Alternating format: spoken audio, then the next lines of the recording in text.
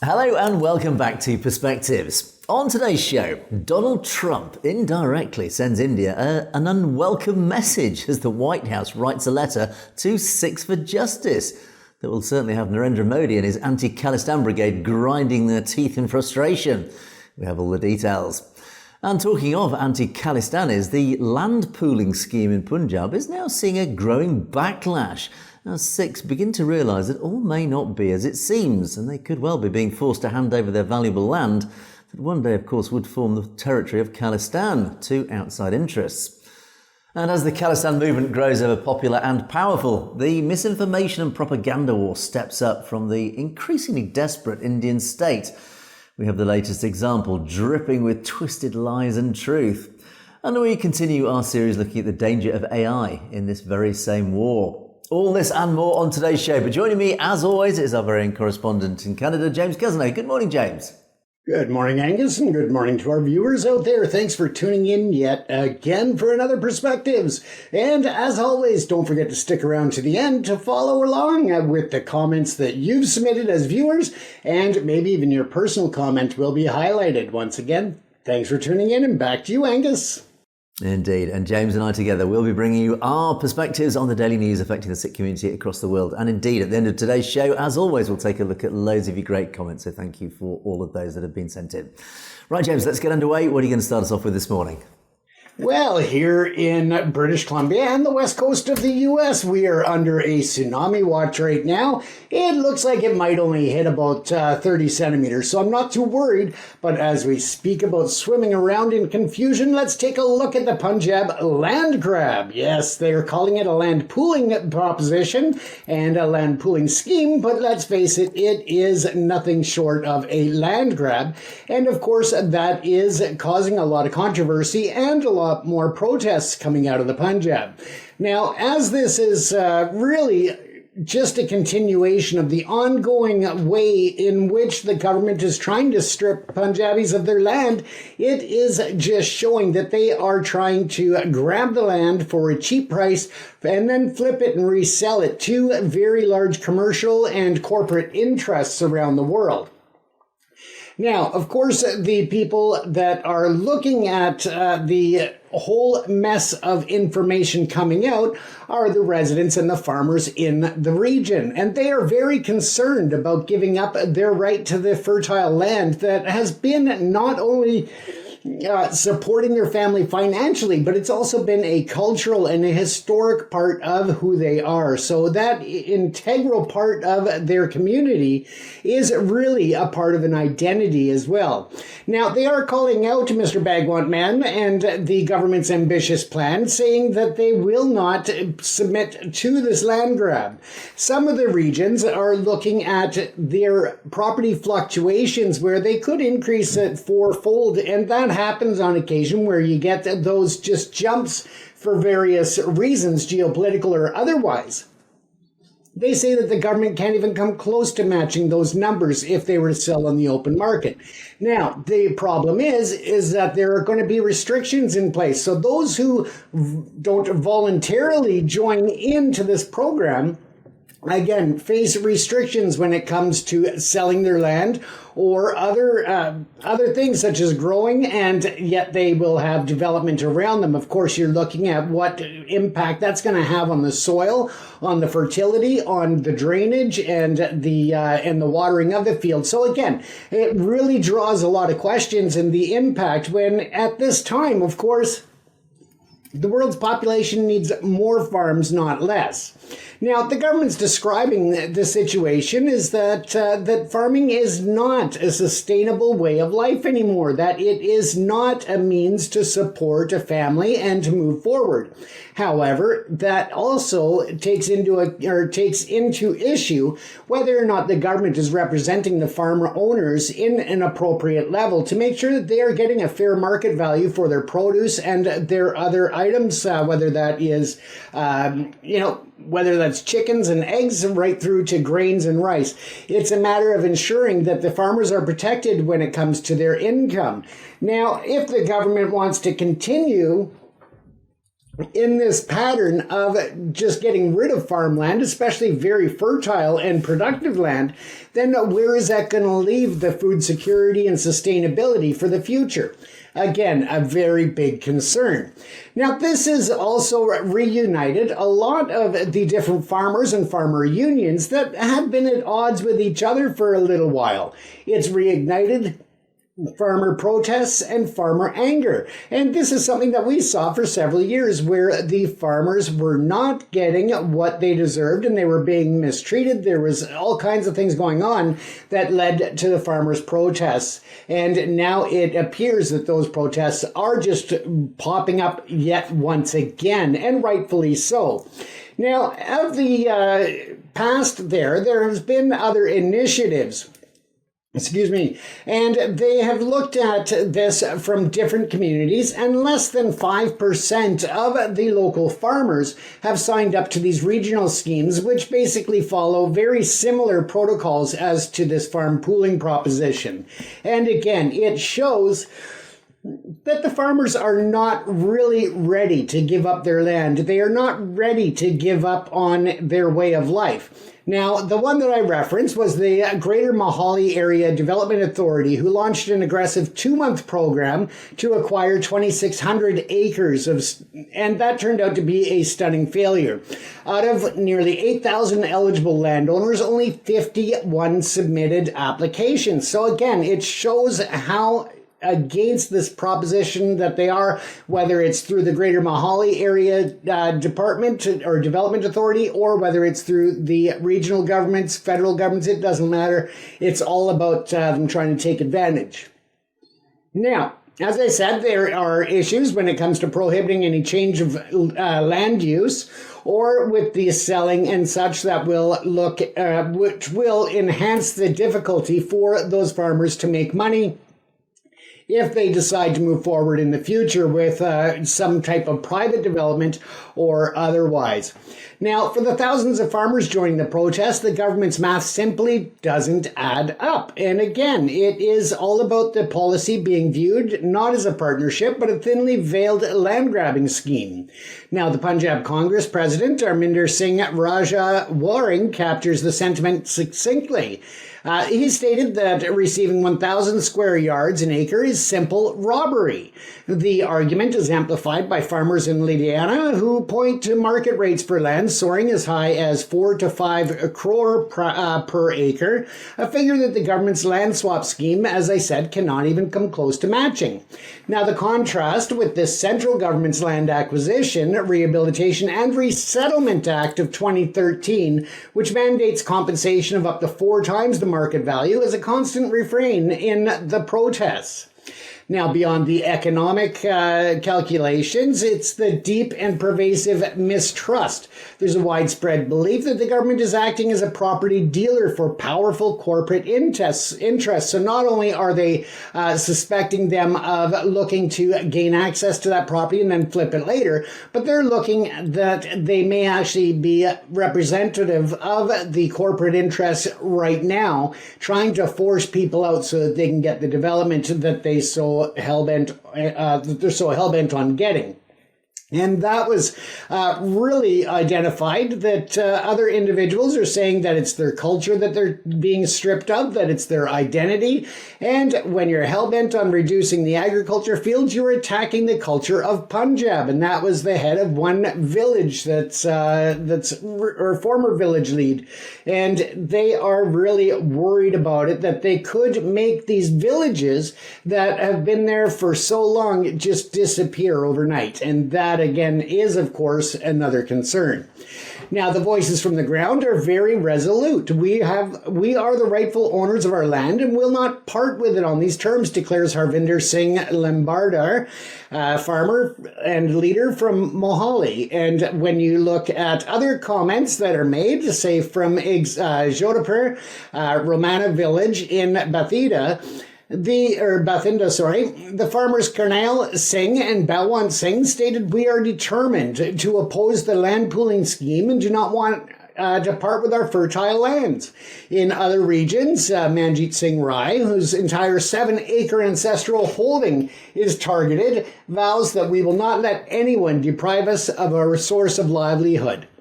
And so that gives you a good idea as to the complexity of what the regional governments are facing in trying to initiate this scheme. And I really don't see it working. I think that the people of Punjab have been targeted so many times by government. They've built a mistrust. And at the end of the day, the people of Punjab know that they are essentially being ripped off by government, by corporate entities, and other interests that do not align with the regional goals of those people who have lived there for generations, Angus. Yes, I think as we've talked before about this land pooling system, I think there is just an inherent suspicion about what really it's all about. And right. It is very clear that there are a lot of red flags about this whole system. A lot of alarm bells are ringing because it is plain and simple state intervention into market forces. And I've talked about this before, in that really it comes down to, do you trust your government? Can the people of Punjab trust the Delhi government? Are they acting in their genuine best interests? Are they representing the genuine best interests of both the Punjab and India as a whole? Well, unfortunately, due to its track record, you cannot trust the Indian government as far as you could pick it up and throw it. Clearly, their overall policy for generations, I would say, actually certainly since 1947, has never been in the best interests of the Punjab and the people of the Punjab, particularly the Sikh community. It has always been for the benefit of the ruling elite, the Brahmins. And this whole story, this whole policy is just threaded through with this clear agenda that it is essentially a land grab. It is sucking wealth. And that wealth, of course, is the land ownership. It is sucking wealth from the ordinary people on the ground upwards, up to the upper ruling elite, those small number of people who have the money and resources to push agendas like this, to ensure that they end up in ownership of all the land. Land basically is the ultimate value. It is the ultimate land. It is the ultimate value holder. It is the ultimate asset, because there is only a finite amount of land on this earth. And particularly, this is very relevant to somewhere like the UK, where land ownership is so important because we are a small island. But yeah, India may be a lot bigger, but ultimately land is land, and ownership of land is really the true source of wealth for any individual or organisation or whatever. So when any policy that requires or influences or manipulates people, small landholders, people who actually don't own a lot of things in their lives, basically poor people, and certainly lower caste people in the caste system in India, any system that then coerces people to give up that land to then pass it into the ownership of those who already own a large amount of land, it's clearly not right. It is clearly immoral, and it clearly carries with it a very suspicious agenda. And as I say, there are a lot of red flags on this one because, excuse me, we talk about carrot and stick. Yes, there is a lot of carrot and stick going on in this policy. The carrot, the incentive, in other words, is, yeah, we'll pay you money, or we don't pay you money. We actually replace it with a bit of urban land. Yeah, the incentive, actually, you give up your 5 acres, we'll just give you 1 acre of really valuable urban land. I mean, it's dressed up, it's packaged up with this great sort of marketing policy of giving the impression that you're actually gaining. Well, are you really? But the carrot, the incentive there, it's to try and entice people. That in itself is suspicious. And then, of course, there is the stick element. This is the punishment element. In other words, if you don't comply with this idea, we will punish you. It might not be obvious, but ultimately we'll just make sure that you suffer. In other words, you don't do as well as others who do go along with this, at least on the face of it. And the stick involved, we're talking about the carrot and stick. So the stick on this policy is that, further down the line, is it will make it harder for you. If you retain ownership, we'll make it harder for you in future to sell this, or we'll make your land less valuable by doing stuff around it that will blight your land. In other words, you will be punished for not going along with this policy. So again, this carrot and stick approach implies that there is a very clear agenda to force effectively people, to force ordinary landowners to hand over their land. And that word force or coercion, whatever you want to call it, implies that there is an agenda behind this, and that agenda does not benefit the people.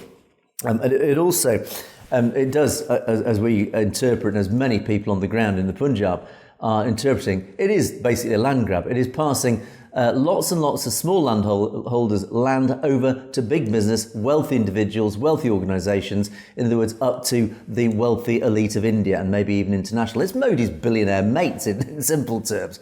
This is what's going on. And we need to be suspicious about this. And actually, it actually has, I would say, recollections of Bill Gates's policy in the United States. Bill Gates has been known to be buying up hundreds of thousands of acres of US farmland. Why?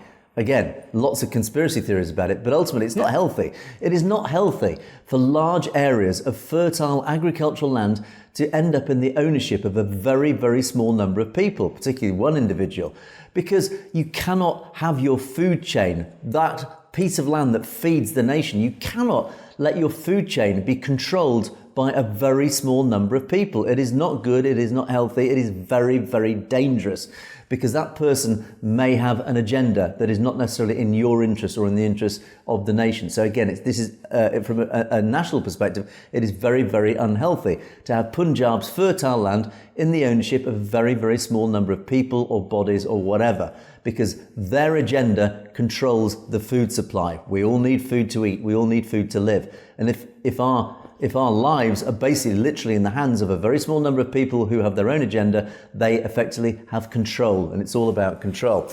And ultimately, it comes back to the basic conceptual argument, as I've talked about. It's state versus market forces. Market forces is, at the end of the day, sort of how the West is run, how normal democratic economies are run. They rely on the market, the natural efficiencies of the market to run society. And it's been proven over and over again that market forces always determine the most efficient and best way to allocate resources, to run an economy. They just let natural equilibrium fall through natural market forces. It's just the way nature works, and it works well. It's when state intervention appears that things go wrong. And this is exactly what's happening in India. The state is intervening in market forces. If it was efficient for all these little landowners to hand over their land to a small number of landowners, that would happen. It would happen naturally, and it would happen where everybody wins, and it would be the most efficient method of production. And it would just come naturally, and probably nobody would complain. But when the state intervenes, as has been proven over and over and over again, without exception in any economy, anywhere on this planet throughout history, state intervention always fails. It always introduces inefficiencies. And the prime example of this is communist regimes, Soviet Union, Venezuela, any regime that adopts a centrist, authoritarian, communist, effectively, intervention, which effectively this is, it will fail. And it always has an agenda behind it. It always, ironically, even under communism, the power ends up in the hands of a very, very small number of people, and the 99.999% of the majority lose out. That's what happened in the Soviet Union. That's effectively why the Soviet Union eventually fell apart, because human natural forces always win in the end. Market forces always win in the end. You cannot beat nature, ultimately. And this is what's happening in India. And I suspect this is, once again, this is the alliance between Moscow and Delhi. This is this is Delhi following Moscow's agenda. This is Delhi following a Russian model. This is central control. This is centrist intervention. This is what's happening. Deeply suspicious, James. I seriously fear for what's going on in the Punjab. To me, very clear agenda. The people of Punjab must resist this policy. And it's good to see that they are standing up to protect their land, to protect their history, their culture, and their way of life. And that's the important thing, is that together they have that power to try and block it from taking place. And when you look at the fact that the government's talking about the lack of revenue or sustainability for income and supporting families on the farms, well, there is also a big trend when it comes to the advances of what's called AG tech or agri-tech. And that's combining technology with agriculture in order to not only offer future food security, but also enhancements in terms of the streamlining of operational costs, of increasing yields, and all these different impacts that it can have on the farmers to make them more profitable come, 5 years from now, 10 years from now.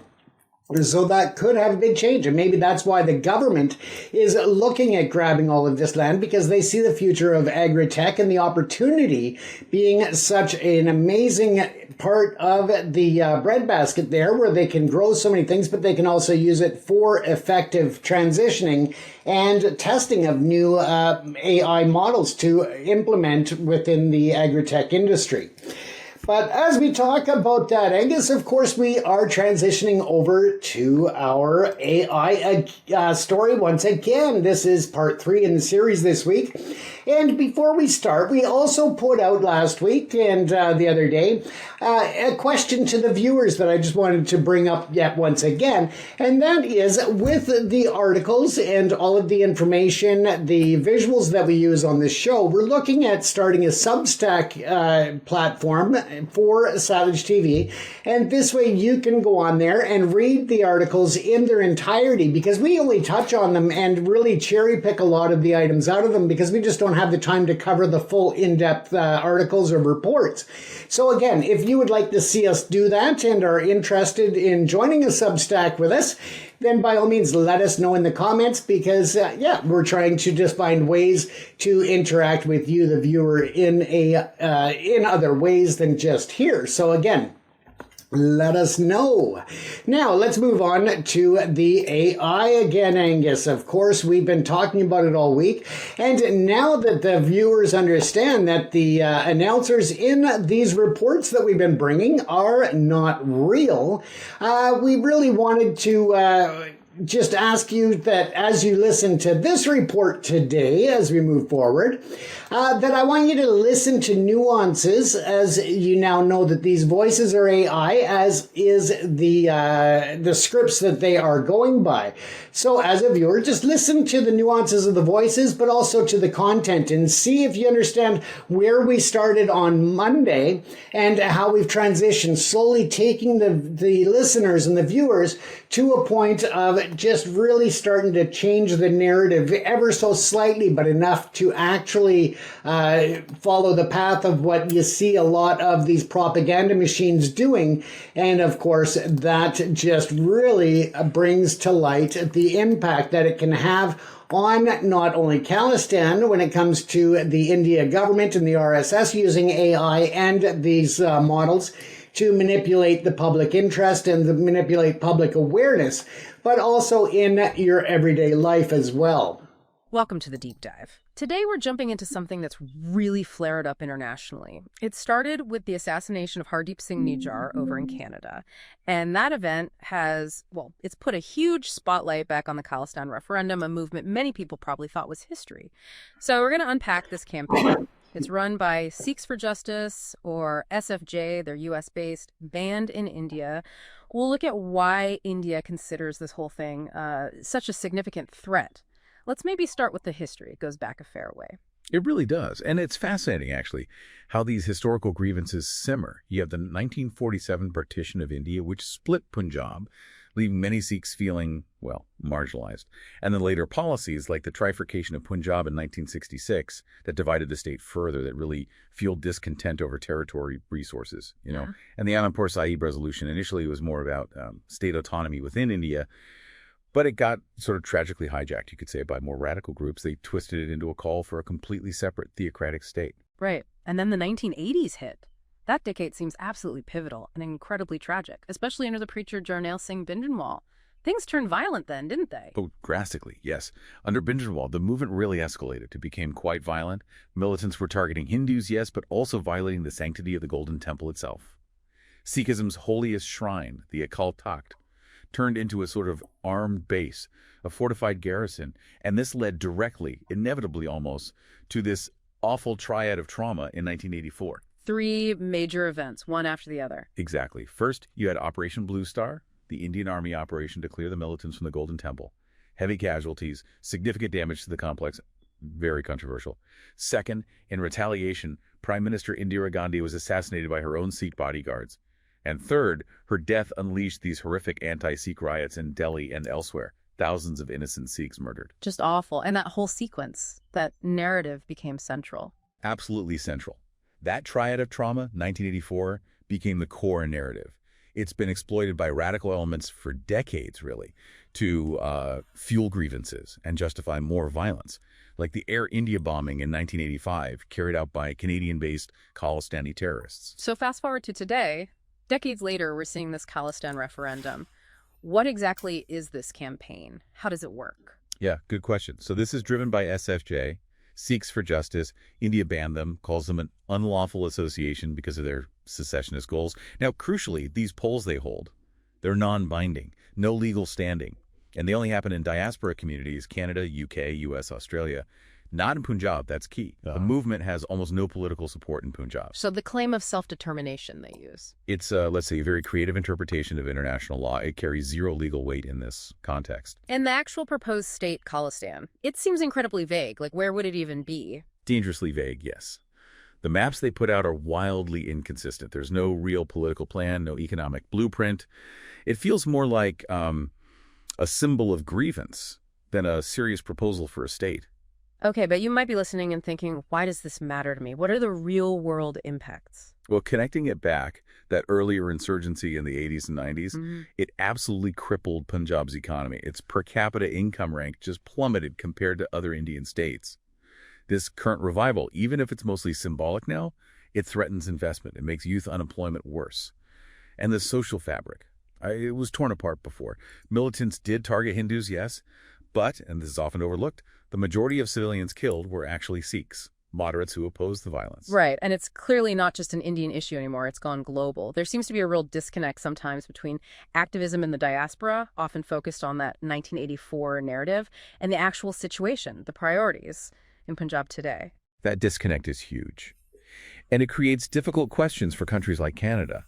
Canada defended things like parade floats celebrating Indira Gandhi's assassins under freedom of speech. Right. India, understandably, sees that as enabling extremism, and it leads to incidents, vandalism at temples, diplomatic spats like the recent one with expulsions. And there's the Pakistan angle, too. Yes, the foreign hand, as it's often called.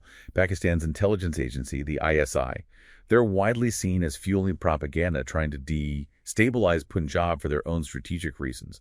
It adds another layer of complexity.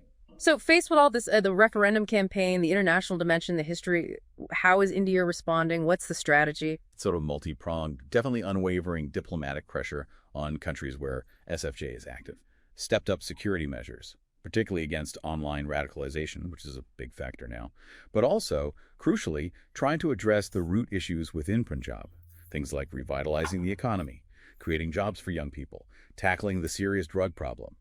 Ultimately, though, the strongest counter is empowering the moderate majority. The vast majority of Sikhs in Punjab and globally reject this divisive agenda. It's really striking, looking at all this, how potent historical trauma can be when it's manipulated, how something rooted decades ago can still shape global politics and threaten a country's stability today.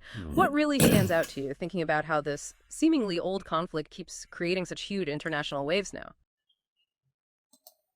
So again, share your thoughts on that. But some of the points there, you see how they transition from the balanced look at it and what we started with throughout the last several days, and how the AI can be manipulated to start transitioning and bringing over other false narratives and false information balanced in with little peppers of reality and truth. And again, putting it forward in a very professional and wrapped up package, it really can have an impact for those who are not as well informed on the situation, those who have not taken the time to learn more about it, and as I say, in a lot of cases, people who are using tech for their own lazy agenda. And that is where they don't want to take the time to actually scope out and research the points of interest or points that are brought out by propagandists or even in the real news.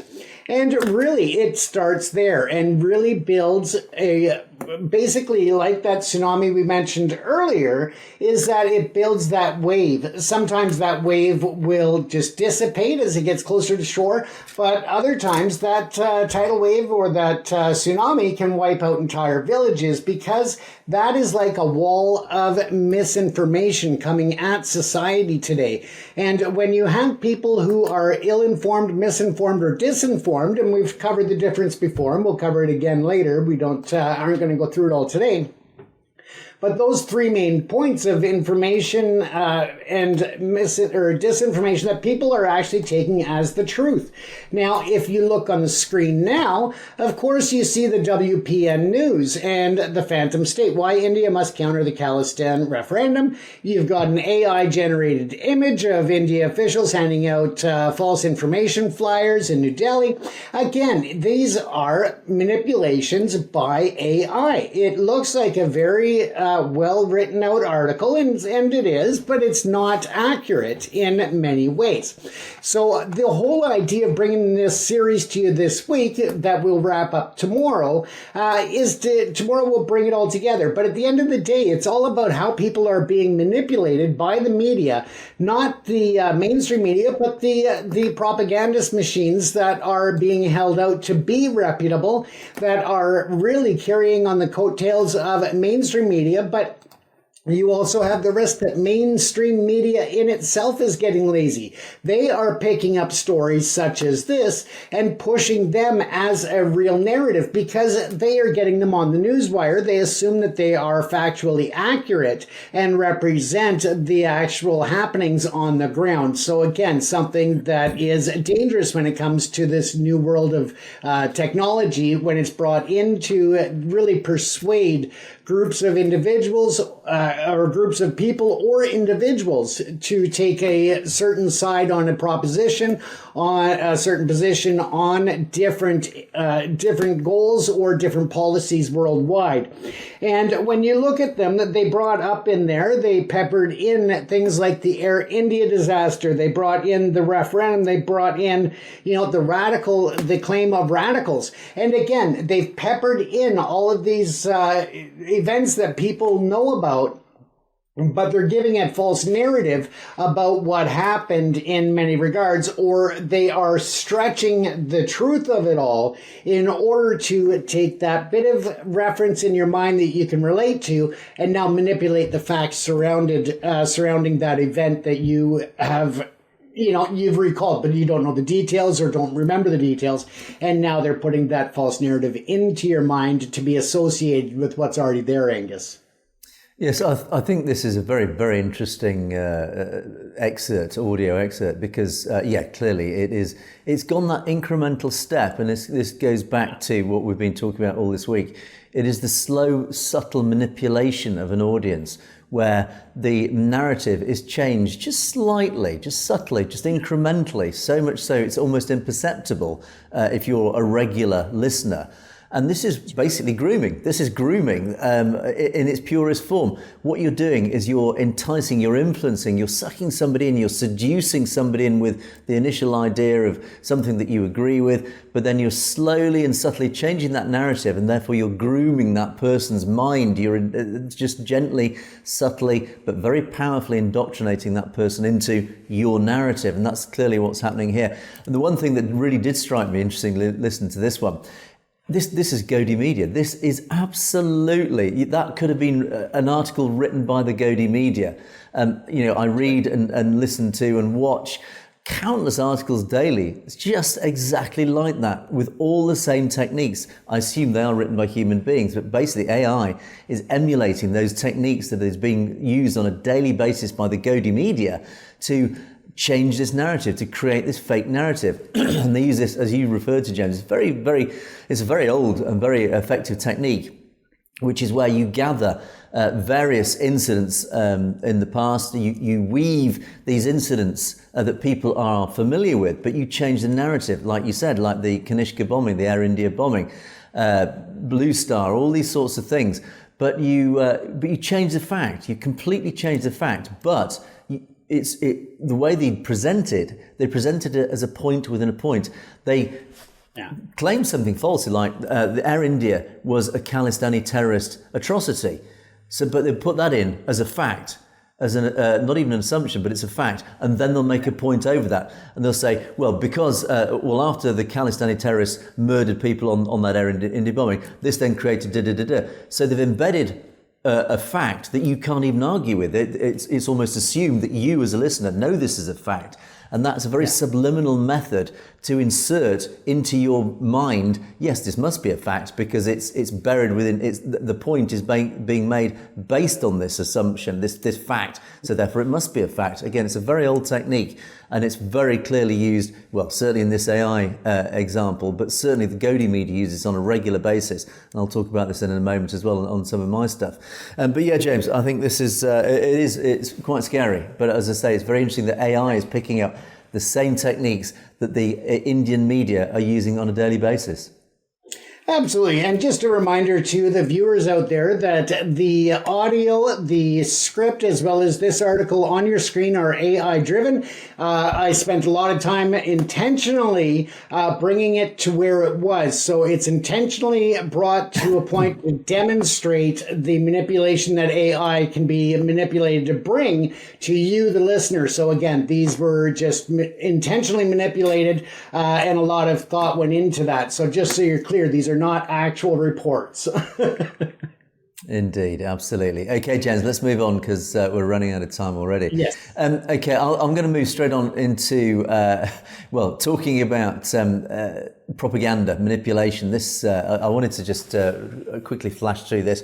Calcivox. We do periodically dip into Calcivox. It's a website that's just created, and again, presumably it's funded by or resourced by Hindutva forces, because on a daily basis it just churns out anti-Khalistan propaganda, pro-Modi, pro-BJP propaganda, and it's actually always a very good example to demonstrate all the points that we raise on a regular basis, and certainly what we've just been talking about, how they create these narratives, these fake narratives based on fake facts. And an article that appeared just a couple of days ago, again, it's just following the same old agenda. It's interesting. It does actually have our very own Surinder Singh and Trent Franks as within the photo of the head of the article. And this was actually, of course, after the Khalistan Caucus Foundation's get-together in Phoenix earlier this year, which really stung, I think, the Hindutva forces. It really stung the Indian government because they are scared. I think they're clearly running scared of what is going on. They realise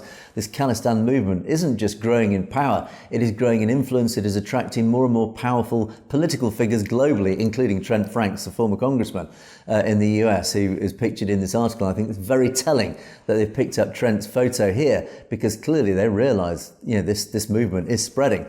And so this article was written. It's just a short article. I'll just quickly flash through it. But it just highlights the increasing desperation of the Indian state and their propaganda machine to try and retake control of this narrative, because at the moment they're losing control of it. And so instead they've targeted the US government's raids, these ICE raids on the Indian diaspora. And it's interesting, we do know, as we have reported, the Indian diaspora has been the subject of a lot of law enforcement activity over recent weeks. We do know that organised crime has spread massively to North America. It's causing a real problem right across North America, US and Canada. And the FBI have been heavily involved, RCMP over the border, all heavily involved in trying to clamp down on this organised crime that's primarily coming out of the gangs of India, the Bishnoi gang being a prime example of this. But look how this has been twisted in this article. They talk about US government raids on Khalistani hideouts have been justified by the Sikh community residing in India. This is because Khalistan is allegedly backed by Pakistan. Here we go again, the same old fake narrative. The backed by its support. It's a creation of Pakistan, the Khalistan movement. Again, we throw that argument out on a daily basis. Are continuously attempting to carry out terrorist activities, not only in India, but also in countries like the United States. And again, this reference to, it's the Khalistanis again, they're carrying out terrorist activities. Where is this evidence? Anybody can say they're terrorists, but it's not true, because if it was true, there would be evidence everywhere. And this article then just goes on following the same narrative. These Khalistani terrorists supported by Pakistani agencies. It talks about Gurpreet Singh Pannoon. and his involvement with Khalistani terrorists. Again, it's trying to smear the Khalistan referendum campaign with Khalistani, what they call terrorists and gangsters. Well, actually, there are two things. There's a very distinct, or there is a strong distinction here that we need to draw, and we do regularly, between criminality and terrorism. But of course, the Godi media always like to try and blur that line. They say criminality is effectively terrorism, which it is not. There is a very clear legal distinction. And they continue to say, and they talk about these raids that the ICE, the Immigration and Customs Enforcement, have been unfolding in the US. And they say they've actually arrested various well-known Khalistani supporters and gangsters. And they talk about one or two examples of this. And again, the facts are very thin on the ground, but it's very clear how it's all been spun around. And they say, interestingly, authorities covered, when they raided one house, they recovered 3 rifles, 4 handguns and hundreds of rounds of ammunition, many of which included high-capacity magazines. Gosh, shock horror. Well, this is the United States. In the United States, actually most houses, certainly in rural America, actually do have weapons of all sorts of descriptions. It doesn't necessarily mean they're terrorists. Gangsters, it refers to regularly, and again, it claims that these individuals have been arrested. Well, they've been arrested for criminality, not for terrorist offences. If they were arrested for terrorist offences, it would be headline news.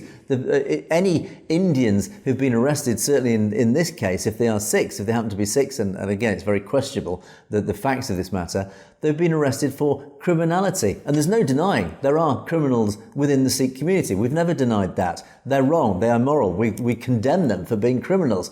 They're not terrorists. Yet this article is smearing that line, saying, "Oh, these criminals, they are terrorists. They are because they happen to support Khalistan. Therefore, they are Khalistan terrorists." And they've drawn this sort of fake link, this fake narrative. And then again, they try and bring in Gurpatan Singh Pannoon, saying he's released a video statement supporting one of these guys and admitting his connection with Khalistan. So again, they're just they're trying to smear the whole SFJ campaign with Khalistani terrorism once again. But interestingly, at the end of the article, and this I found quite curious, they actually contradict themselves. This whole article is all about how Khalistanis are all terrorists. Then it says at the end, meanwhile, the Khalistan Liberation Force, the KLF, also issued a statement appealing to Sikh youth living in the US and Canada to stay away from gangster and drug-related activities. So what they're actually admitting is the KLF is actually standing up for a moral, democratic, legal fight for Khalistan. So they're actually even admitting it in the same article. Ironically, again, it's nothing to do with balancing the article. They're actually just almost reluctantly having to admit that the KLF, well, I actually think they've just got the point wrong. They think the fact that the KLF has come out with this statement is actually supporting their whole narrative here. No, it's not. What you're actually proving is that your whole narrative is false, is that the whole core community, the whole core Sikh community are against gangster and drug-related activities as pronounced by the KLF. Even the very group that you're accusing of being a bunch of terrorists, you're actually now admitting actually they're against this. You admit that they are fighting a democratic fight here. And then I want to contrast that. As I say, that's just one of 1,000 articles that appear almost on a daily, if not weekly basis, trying to smear the Khalistan campaign with this fake narrative. But interestingly, well, let's get down to facts and say that whole article is again, just following your article, James, about AI and how that was a prime example of how these fake facts are buried within a narrative. Well, let's actually look at facts on the ground. And very interestingly, a few days ago, the US Embassy in India put up on social media this statement. It says, "The United States is a society of law and order. Crimes like assault by foreign visitors will not be tolerated. If you break the law, your visa will be revoked and you will be ineligible to return to the United States, capital letters, for life." Why has the US Embassy put this up? It's very, very clear. Because Indian organised crime has infiltrated the US. It is causing a massive problem. It's not Sikhs. It's not Khalistani terrorists. It is Indian organised crime in the form of people like Lawrence Bishnoi and his gangs. It is that. It is the Hindutva extremists. These are the people that the US government are fearing and worried about. This is what the FBI are regularly having to stand up, as we have highlighted regularly. The FBI are making public statements of fact that Indian organised crime is causing problems in the US. They are targeting Khalistanis, innocent Khalistan supporters, People like Gurpatont Singh Pannu, people like Najjar, north of the border, murdered by Indian terrorists, by Indian criminals and Indian terrorists. That's the fact of the matter. The US government has actually stood up and said, these are the facts, you're the problem. In other words, the people behind Khalsa Vox like that, you are the problem. You are the wrongsters in this. The good guys, in simple terms, are the Khalistanis. We don't have a problem with the Khalistanis. If we had a problem with the Khalistanis, we'd be arresting them. We'd be arresting them for terrorism. But there's no public pronouncement of that. Instead, there's public pronouncements from the US government that the problem is with the Indian state. The Indian state is exporting its own organised crime. They're not Khalistanis, they're not Sikhs. They tend to, on the whole, be Hindus, and they represent the Hindu extremists, the nationalists, the Hindutva forces. James. And again, Angus, it comes back to not being lazy when you're looking at absorbing this information and taking it to a point that if you are forming an opinion, an association, or even an action based on what you're reading on the internet, then it's very important to look at the source and really understand where it's coming from.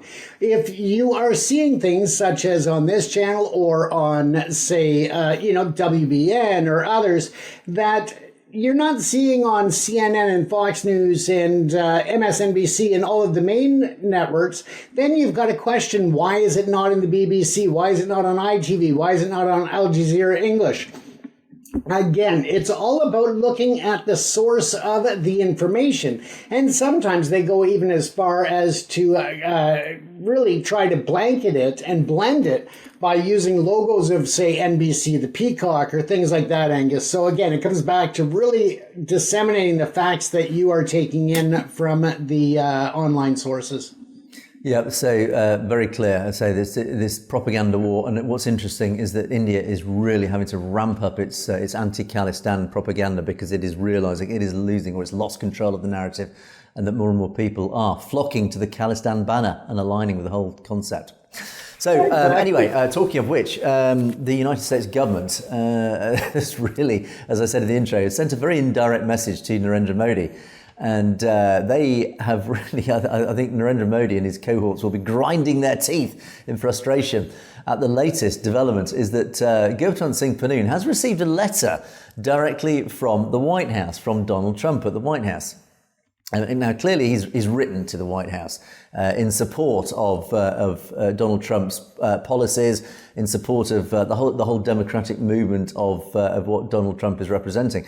And as a result, he's received the following letter, and I'll just quickly go through it. And the letter comes back, "Dear Mr. Pannu, thank you for sharing your views." So in other words, it does clearly say that Pannu has actually written to Trump.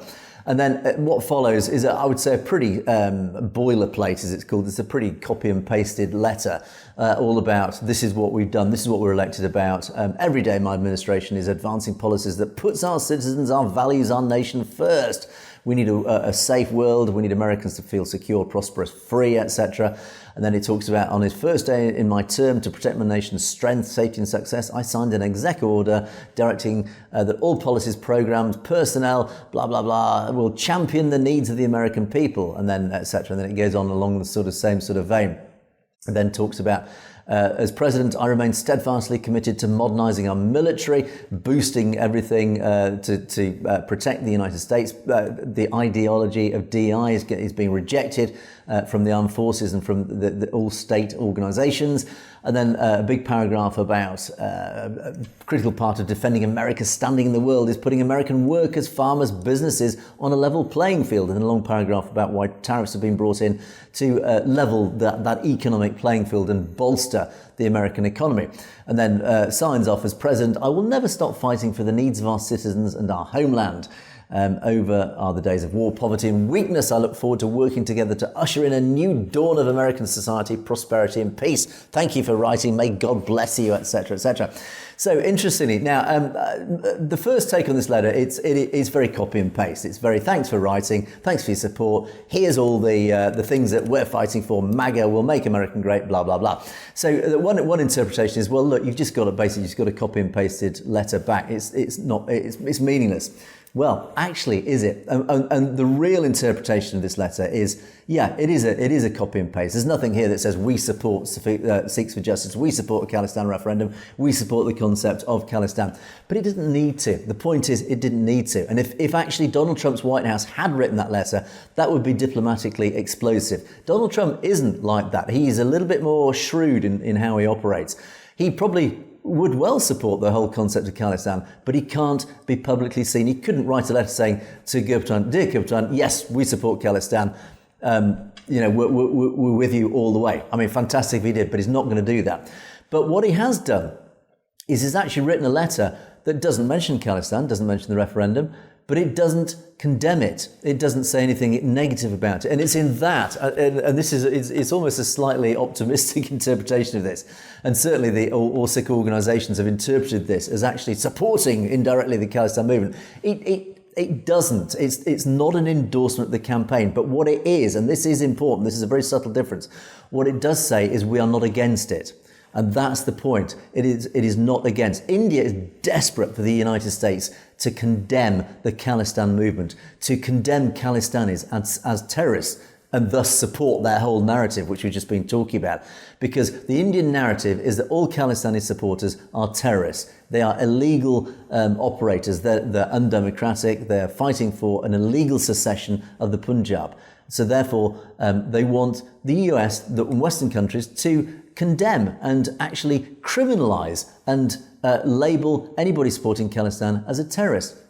That's not happening here. This letter from the White House to Sikhs for Justice is an endorsement of their existence. It is endorsing the fact that they are a legal entity and they are respected as such. They are allowed to exist in the United States. They are not criminals. They are not terrorists. And therefore, they are endorsed, they are validated. And that's the key word. They are validated by the White House. In other words, the message indirectly to Narendra Modi's government is, yeah, whether we agree or not with you, is that Gurpatan Singh Pannoon, Sikhs for Justice, this Khalistan referendum, has a legal right to exist in the United States. We will stand back and let it happen. We will certainly not act on your pressure or your request to condemn them. We will not do that. It is legal and it is perfectly democratic for SFJ to exist and for the referendum to unfold. And I think that really is the powerful message here. Now, one cynical interpretation could be, did the White House know who they were writing to? Yeah, maybe it was just an intern who said, oh, just send out a stock response to a supporter. Yeah, you could argue maybe they didn't realise who they're writing to because they probably get millions of letters every year. Maybe they didn't know. Maybe. That's really stretching it. In reality, I suspect they wrote to Gurpatan Singh Pannoon's SFJ knowing who they were writing to because, of course, they're very careful who they have to write to. And don't forget, SFJ were invited to Donald Trump's inauguration ball. That's important. SFJ were invited to Trump's inauguration ball. That, once again, is a validation. This letter is a validation.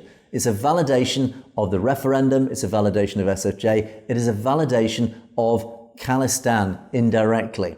And just as a reminder that on the 9th of August, of course, we have the forthcoming referendum in Washington. So the 9th of August, SFJ have announced there is a Khalistan convoy. So get out there, join the convoy. I love these convoys. Great to see this long line of Khalistan flags. So as I say, have a look at the various posters out there on the public domain. If you're in the area, go and join that rally.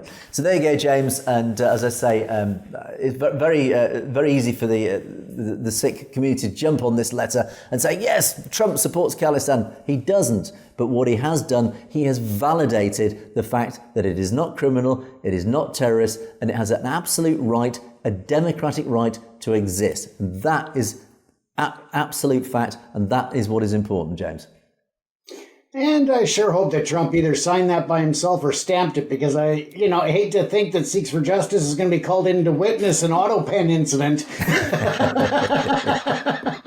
In any event, yeah, I think that you've pretty much covered it all, Angus. It is a very big validation of the fact that they have the right to exist and they are moving in the right direction. I personally look around Canada and there are a lot of groups that I don't agree with. There's a lot of organizations that I could argue with, and that's fine. I also have full respect for their right to exist and their right to have their opinion and their right to share their opinion, just as much as I expect my rights to be respected, to be able to voice my opinion, such as support for Khalistan and moving forward to a sovereign nation for Sikhs. I think that is primarily what we need to remember. Indeed, and this letter's existence basically undermines, without any shadow of a doubt, it undermines the Indian narrative that Khalistanis are terrorists. Sorry, India, but even the White House disagrees with you, and disagrees with you very publicly. Right, James, on that note, let us move on to our comment section as we're running out of time. So I have to zip through these. And Bobby Singh starts us off with, yeah, absolutely. With Guru's grace, we will get liberty. Yes, with God's grace, we will get a free Khalistan. And James, I don't think you can argue with that one, really, can you? Nope, not at all. And a curious comment, this has come up a few times. This is Bidgie S, who says, I want to share that animal milk is not for human use. Now, this has been put in a few times. And I thought, I'll tell you what, mate, let's just finally talk about this, because clearly you want to get your point across.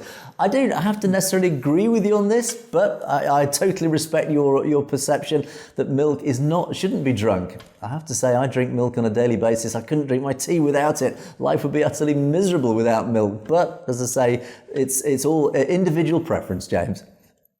Absolutely, and I agree. It's it's all about the beliefs and such, and we have differing beliefs, but I respect that belief, and you can respect mine. I'm not going to go without the cream in my coffee. Indeed, and I don't know if there's anything specific within the Gurbani, within the Sikh faith about milk, whether you should be drinking it or not. I'm sure any of our audience who have any familiarity with that will let us know. But anyway, there you go. Rakesh Kumar just asked this: how many Hindus killed by Sikhs in the last 10 years since Modi came in power, and vice versa? Yeah, good question. I actually don't know. And it's very hard. In fact, it's almost impossible, really, to draw up those facts. I think that information, well, maybe AI, James, could dig that one out. I don't know if this question was asked from the perspective of Hindutva or actually on behalf of the Sikhs. I don't know, because actually I don't know what the answer is to that question, James. Yeah, and we've looked at a lot of the UN reports and such, and even they say that it's hard to have a qualitative and quantitative figure that's precise just because of the lack of information. But I can definitely pull that UN report again and cover it next week for you. And certainly, I mean, we do obviously look at it from the perspective of the Sikh community, and we do know the Sikh community has been targeted, and many people within the community have been killed in the last 10 years, murdered by the police in fake encounters, and murdered just through various just general persecution activities, criminality, etc., etc. So we do know many Sikhs have been killed by Hindus in that 10-year period, sadly. Anyway, TC, this is just talking about AI, just quickly on this one. Yeah, basically TC is saying, can we use AI to analyse AI's activities effectively? Can we get AI to analyse its own involvement in persecution of the Sikh community, James? You can actually, yes. I'm not saying that it's going to be completely honest or accurate, but I'm saying you could try.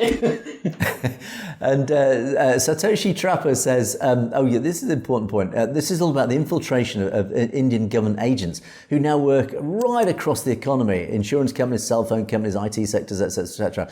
In other words, and this, as you say, is how the Brahmins work, the Brahmanical rats work, they've got this agenda to infiltrate their agents right across society, particularly across the West, whether it's academia, whether it's industry, commerce, whether it's high tech, because we know Google, for example, is infiltrated by these people. As you rightly say, it has become a huge threat, not only for Sikhs, but the regular Joe living in Canada. Yes, absolutely. This is the Hindutva agenda is infiltrating everywhere, and it's so dangerous. And the more infiltration that occurs at higher levels, the more influence it has, the more power it has over policy, etc., etc., James. So we've got to be aware of this and got to keep calling it out. Absolutely. And again, it's, just looking at it and trying to disseminate it, that can be a real trick, especially in today's age.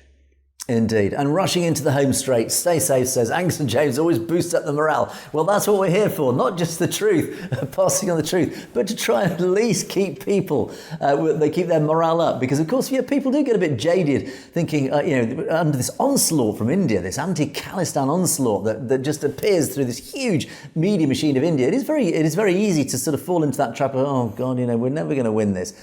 You are. We are winning this. The Khalistan movement is growing in power. The Sikh community, despite all its persecution, whether it's from India, whether it's even from the British government, it is winning. It is winning the moral argument because it stands for something that never loses. That is the truth and morality. The truth always prevails. That is why Khalistan will happen, James. Absolutely. And I'll leave it at that in the interest of time. And Surjit Kondal thanks us very much for our hard work. Well, again, as I always do, I'll turn this back on you guys. Thank you for your hard work. Thank you for your comments. Thank you for your support. Thank you for telling others about our existence. As we keep saying, we can't do this without you. This program, Perspectives, is all about you and us. It's about us passing on the message to you and vice versa. You passing messages on to us that we can disseminate to a wider audience. And Khalistani Jat has the final word today. Raise American flags, August the 15th, absolutely in Washington. Khalistan, America, US. Khalistan won't be in America. Khalistan will be in Khalistan, but America is fully behind it, as indeed the people of the world, and certainly the Sikh diaspora, I have no doubt, are overwhelmingly in support of it. But more importantly, I think more and more people outside the Sikh community are supporting it, James. Absolutely. And that's the beauty of it, Angus, is that it's continuing on. And I don't know if we have a show that day or not, but if we do, I got a headscarf when I was at the parade this year, and it's got my favorite Vancouver Canucks team logo on it, but it's a headscarf from the Vaisakhi Day parade. So I'll wear that on the day of the referendum to support it. Absolutely. Great stuff. So if you're in Washington, make sure you turn up and get your vote in. Every vote counts. But that is it for another day. Khalistan Zindabad, as we like to finish the show off on a daily basis. But of course, that was Perspectives for another day. Please don't forget to keep those comments coming in. Thank you for all of those of you who have commented. Much appreciated. And thank you for those giving us very interesting leads on stories, as of course many of you have been doing. If you pick something up across social media or across the community, let us know. Just mention it in the comments or send us a direct message at message@satlurshtv.com. Point us in the direction. We'll do the research necessary and we'll talk about those stories. So please do keep those leads coming in. But that is it for another day. Thanks so much for watching. It is a goodbye from me, a goodbye from James. Stay safe, everyone. You have, of course, been watching Perspectives. We will see you next time.